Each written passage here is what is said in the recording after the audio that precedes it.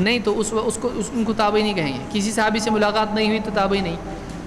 جیسے کیا ایسے لوگ تھے جو اللہ کے نبی صلی اللہ علیہ وسلم کے زمانے میں تھے لیکن ملے نہیں. کون ہے؟ نام کیا ہے ان کا؟ اویس ہے. اویس ہے. اویس.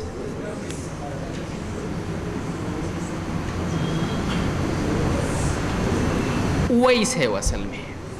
بہت سارے لوگ اویس اویس بولتے ہیں. یہ اویس ہے. اویس. اویس القرنی.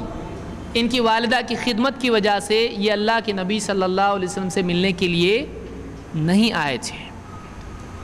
تو اللہ کے نبی صلی اللہ علیہ وسلم کو علم تھا کہ ایسا شخص ہے. تو آپ نے بتایا کہ ایک شخص آئے گا. حضرت عمر سے کہا تھا ایک شخص آئے گا ایسا ایسا, تم ان سے دعا کرانا اپنے لیے. تو یہ اویس قرنی ہے. یہ صحیح مسلم میں روایت موجود ہے. عمر بن خطاب رضی اللہ عنہ. امت کے لیے میرے علم میں تو نہیں ہے, اپنے لیے تھا جہاں تک کہ مجھ کو یاد ہے. ان کے بارے میں مستقل انشاءاللہ کسی درس میں ہم دیکھیں گے, کیونکہ ان کے اطراف بہت ساری چیزیں جمع ہیں. کلندر وغیرہ جو ہے وہ یہاں سے لے قوم, تو لیں گے انشاءاللہ ان کے بارے میں. فی الوقت اتنا یاد رکھنا ہے کہ ایسے کئی لوگ تھے جن کو کیا کہتے ہیں؟ مخضرم.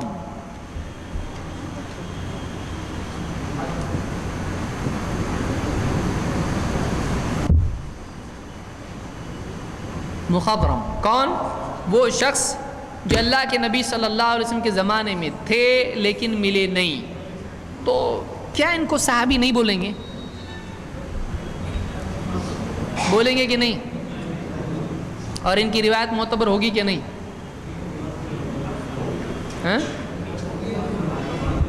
اگر ان کی روایت معتبر ہو, کیونکہ وہ معتبر راوی ہے, اور مخضرم کی روایت اس لیے بھی قوی ہوتی ہے کیونکہ یہ اس زمانے میں تھے, یعنی ان کی روایت کس سے آئی ہے؟